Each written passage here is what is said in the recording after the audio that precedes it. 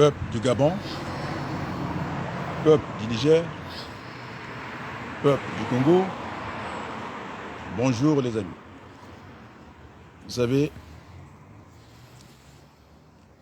je voulais prendre du recul pour laisser la place à certains acteurs de la vie politique africaine, sinon congolaise.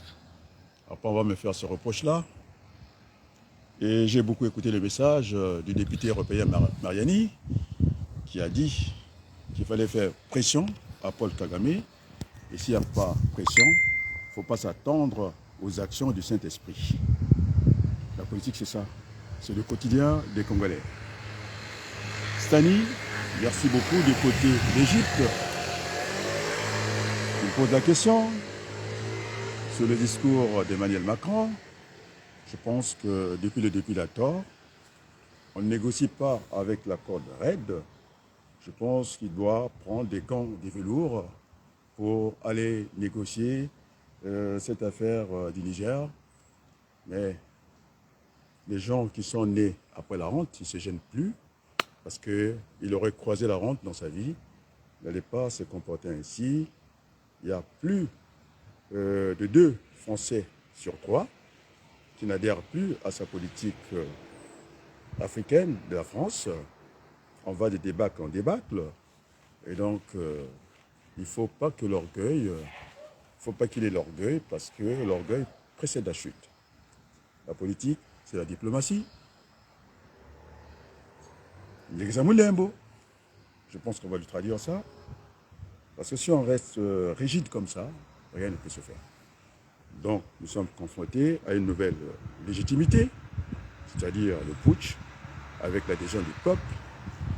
Donc, on peut tout dire, sauf se tromper à nous-mêmes. Et donc, Macron a une démocratie sélective.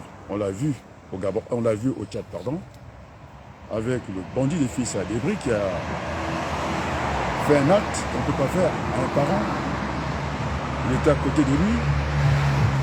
Et donc, la politique à géométrie variable ne peut plus marcher. Nous avons les images qui plaident. Le changement, ce n'est plus demain, c'est maintenant.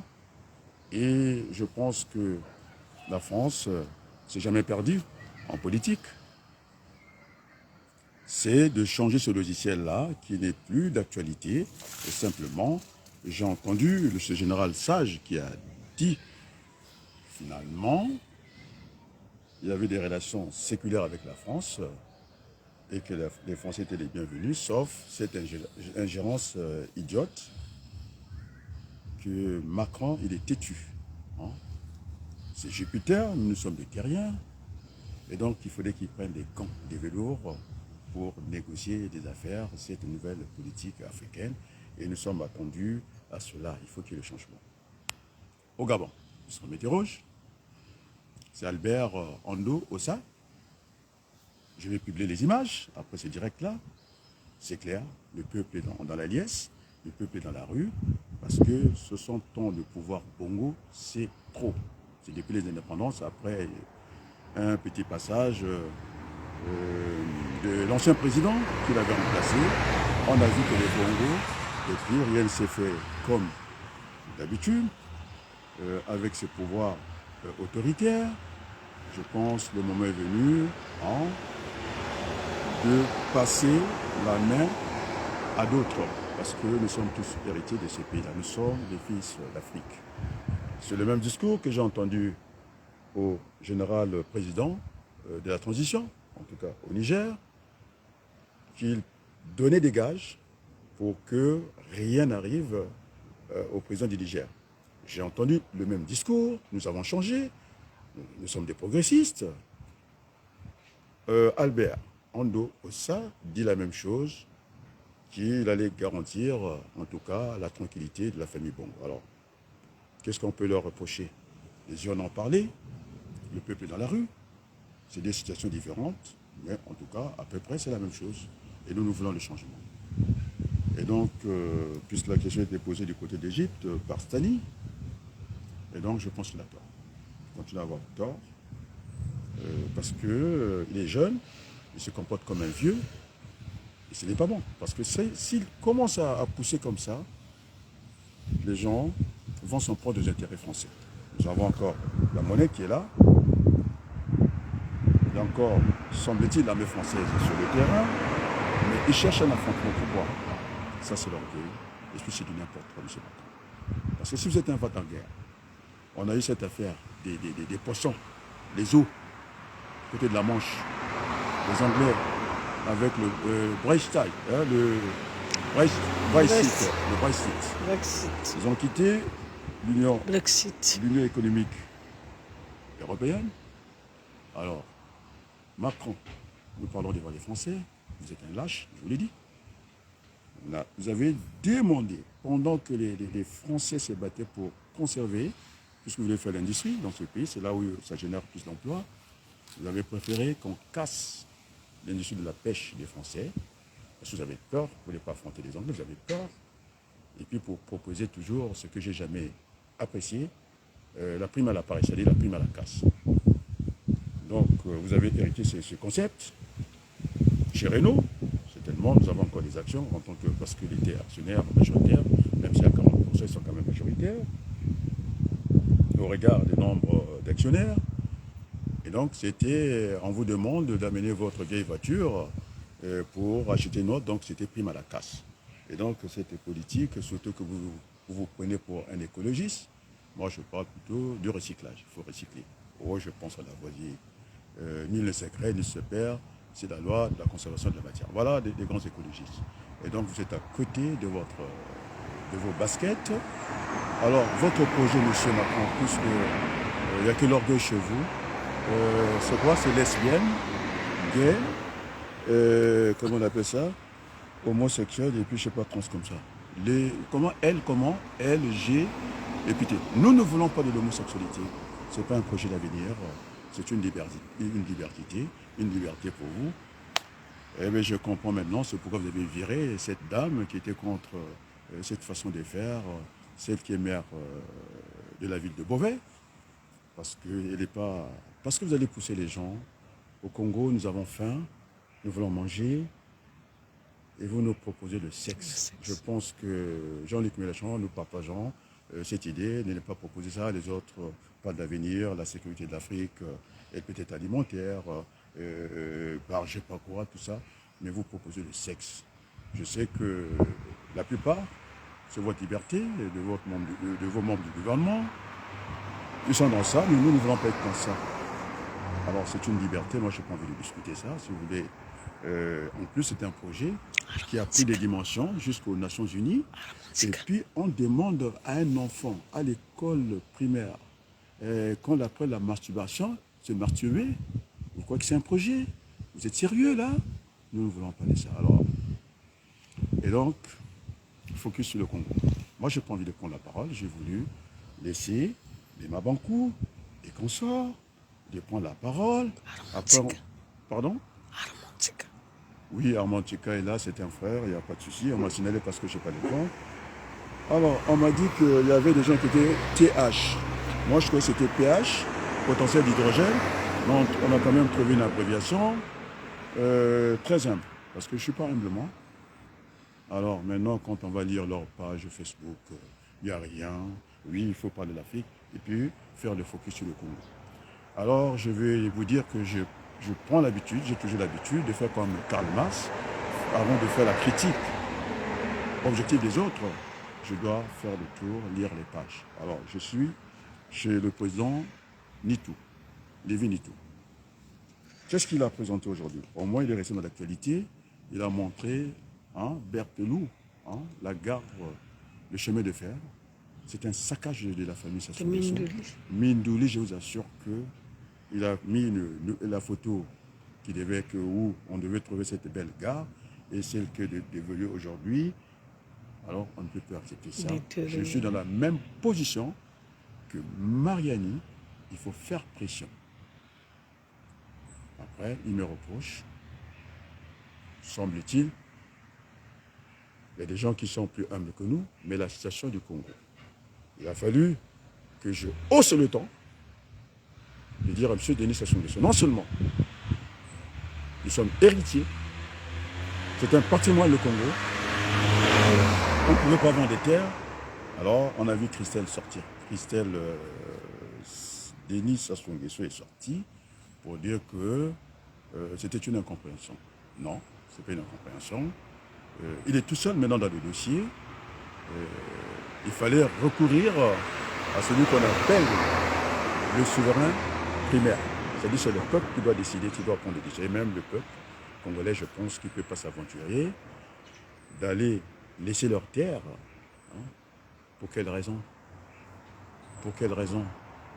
Et donc, les amis, Armand, Meno, Bena Nadjuna, quand nous sommes dans la politique, je prends des reculs comme tout le monde.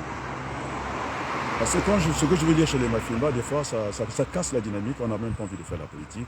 Il y a des gens qui sont humbles, il y a des gens qui sont mauvais. C'est pas comme ça. Ça déçoit.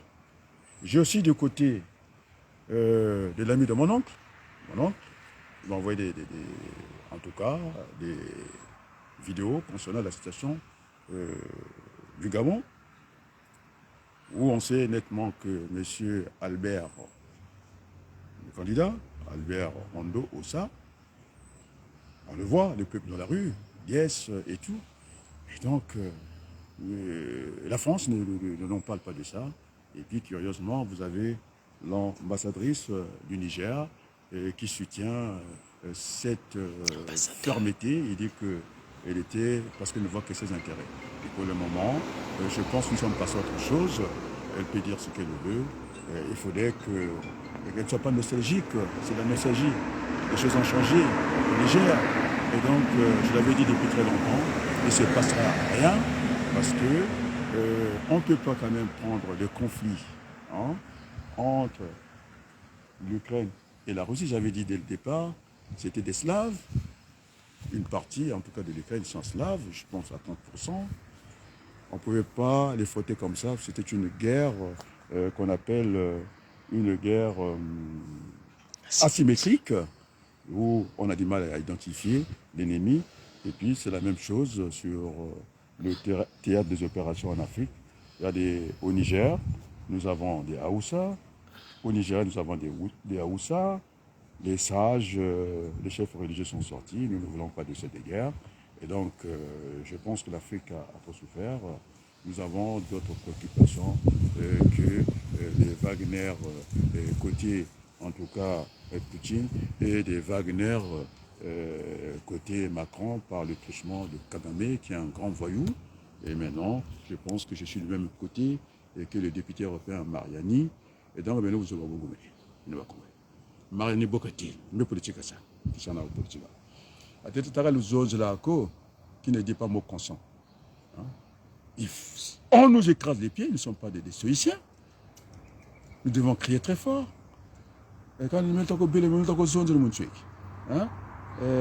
Tata ma fimba.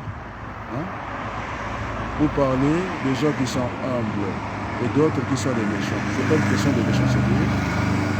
C'est l'intérêt du Congo. Donc je vous dis, je donne des noms. Il y a Stani qui m'a interpellé tout de suite. Il est en Égypte. Alors, je pourrais peut-être vous étonner, il n'est pas au Congo. Il est de l'autre côté du pays. Voilà.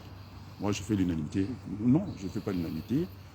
Il y a une grande majorité qui partage ce combat de la vérité. Et la vérité doit nous affranchir. Donc, j'ai laissé la place à Mabango. Je lui ai laissé la place. Parce que je sais qu'il a un talent fou. C'est métaphore, semble-t-il. Mais j'ai demandé, je voulais quand même, parce que je l'apprécie, oui, il fait la fierté du Congo, et ça, il n'y a pas de souci. Nous sommes d'accord, c'est notre dénominateur commun. Mais maintenant, au niveau du numérateur, ce n'est pas la même chose. Vous avez cette haine. Pourquoi tant de haine? C'est le discours de Sarkozy. Parce que j'ai dit la vérité. Pourquoi tant de haine? Parce que je suis universitaire. Pourquoi tant de haine? Parce que je défends le Congo. Pourquoi tant de haine? Parce que je suis humblement aussi. Pourquoi tant de haine? Et vous ne voulez pas, en tout cas, diffuser ce message d'espoir. Pourquoi tant de haine? Parce que je défends les terres du Congo. Pourquoi tant de haine? Parce que j'aime les Mboshi. Pourquoi tant de haine? Parce que j'aime les Bembe. Pourquoi tant de haine? Parce que j'aime les Bakongo. Alors je peux vous faire ça. Des anaphores, on n'est pas vous laisser dormir comme ça. Et donc ça c'est le côté Sarkozy des choses. Bien sûr, j'ai vu les gens qui sortent. Si ce n'est pas Hollande, oui, je suis aussi sorti pour taper sur Sarkozy. Alors j'aime beaucoup Jospin, j'ai jamais parlé. C'était un grand monsieur de la politique, mais Jospin, Lionel, nous étions dans le Parti Socialiste. Je suis venu vous voir vous-même. Je vous ai remis le courrier dit non, il faut passer par les députés de vos circonscriptions, le courrier arrivera. Mais quand vous êtes en France, vous ne parlez pas du Congo, mais quand vous êtes à l'étranger, je lui ai fait ce reproche-là, vous parlez du Congo. Alors, vous étiez incapable, M. Jospin, nous sommes à la place publique. Je vous ai envoyé la même lettre que j'ai envoyée à Mme Vonnet. Je pense que c'était cette page. Alors, pour l'intello que j'ai toujours respecté, vous m'avez répondu par 7 lignes. Alors, en plus, vous étiez incompétent sur la question du Congo, parce qu'on tuait les gens, vous étiez au courant. Vous n'avez pas dit que vous n'étiez pas au courant. Vous étiez au courant, je vous ai informé. Parce que Laurent Fabius va écrire dans l'une de mes lettres, dans l'un de mes courriers, comme quoi que j'avais avisé le président de la République, c'était à l'époque de Jacques Chirac, et que Jospin avait reçu le courrier, et qu'il ne voulait pas répondre à ça, qu'il avait chargé M. Védrine, qui était incapable, que je n'ai jamais lu ici, jusqu'à maintenant. Et donc, il faut qu'on soit modeste. Monsieur le Premier ministre, je suis toujours respecté Jospin, mais là, je pense qu'il faut moins taper sur Sarkozy. Oui, on connaît sa façon de faire la politique, mais nous le défendons. Nous, on doit. À Sarkozy, c'est vrai qu'il a fait des choses réprochables. La discrimination positive, s'il n'était pas là, on ne verrait nulle part. On serait tout le temps en train de transporter l'eau au château. Il a pris ce risque-là, même dans les postes qu'on appelle les régaliens de la République. Hein, il a placé, on a vu les Ramayades, on a vu tout le monde. Et donc, oui, il a ce bénéfice, c'est-à-dire ces circonstances atténuantes. Pour le président Sarkozy, c'est vrai qu'il nous a critiqué en Afrique. Depuis la nuit de temps, on ne fait que ça. Mais je suis un intellectuel rigoureux, comme vous, M. Jospin. Comme vous.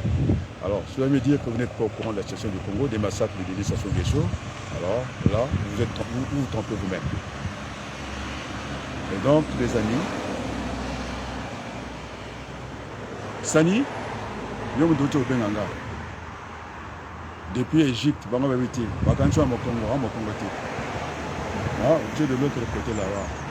Tu m'as posé la question, tu n'as mais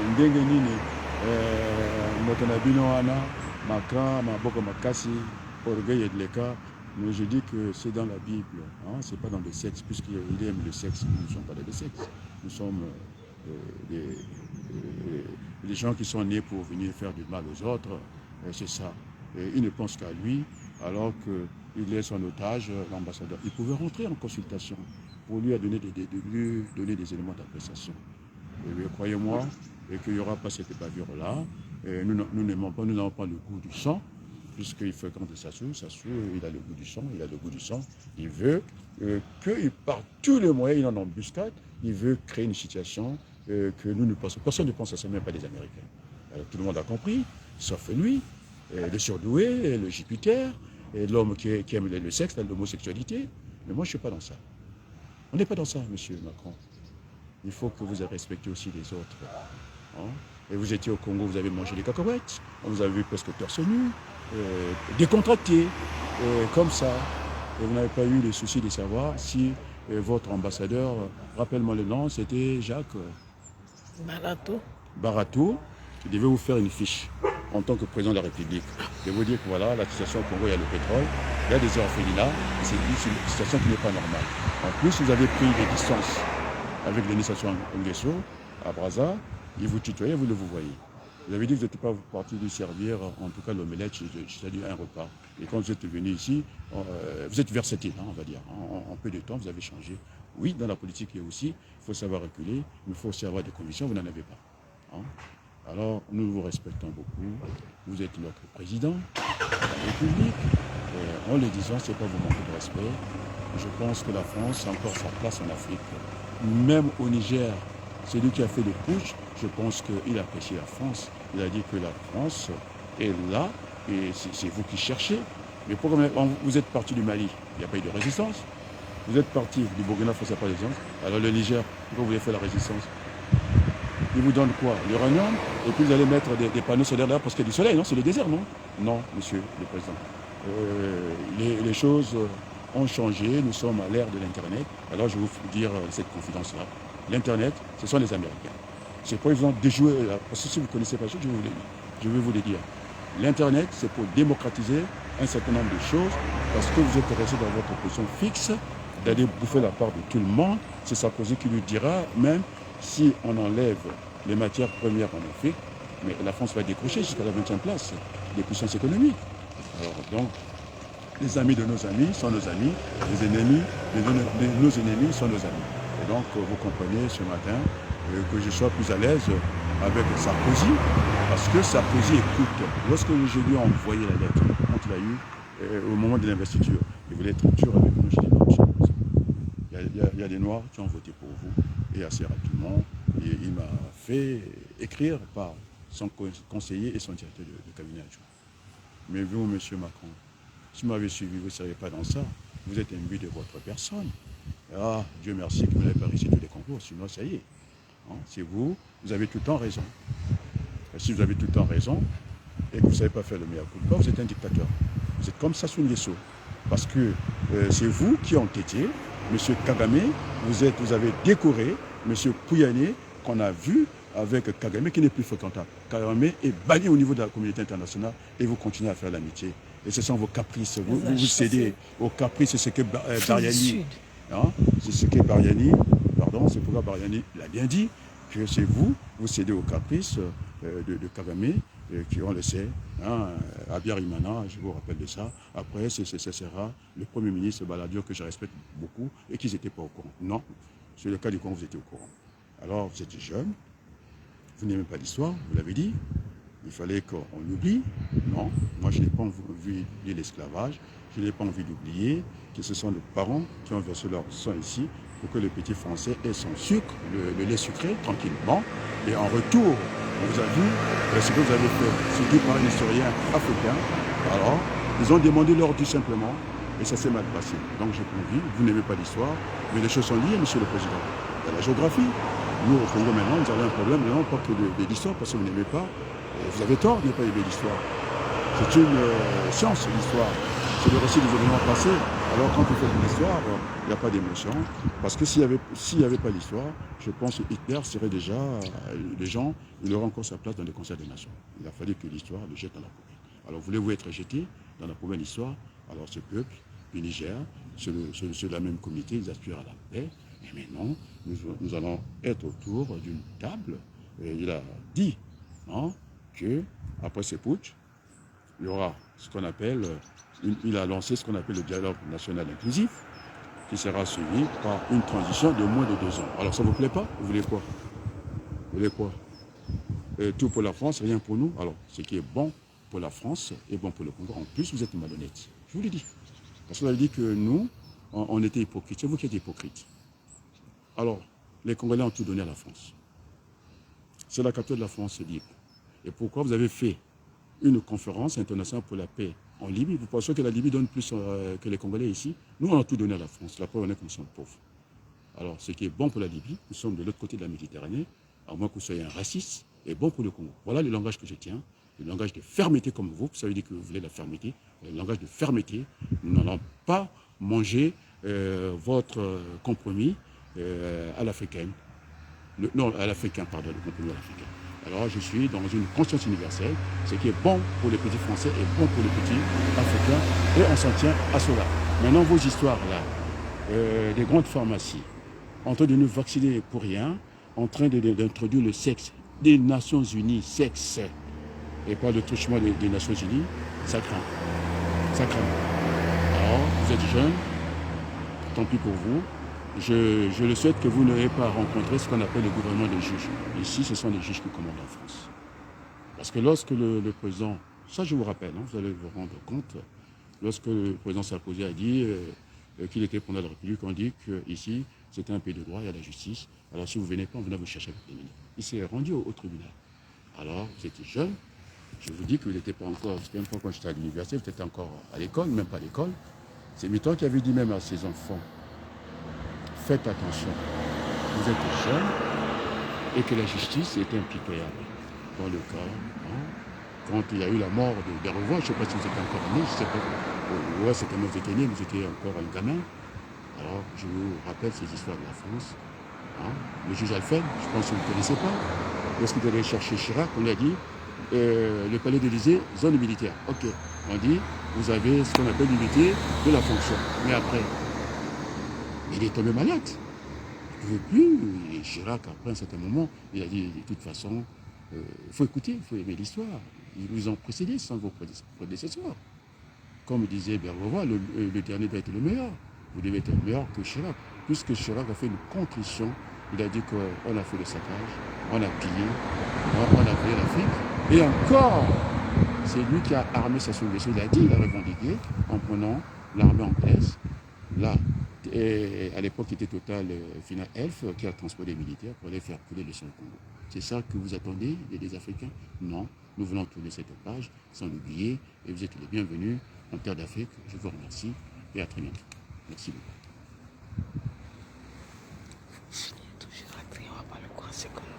Faut toujours faire comme ça. On y va. Ne me pas passer.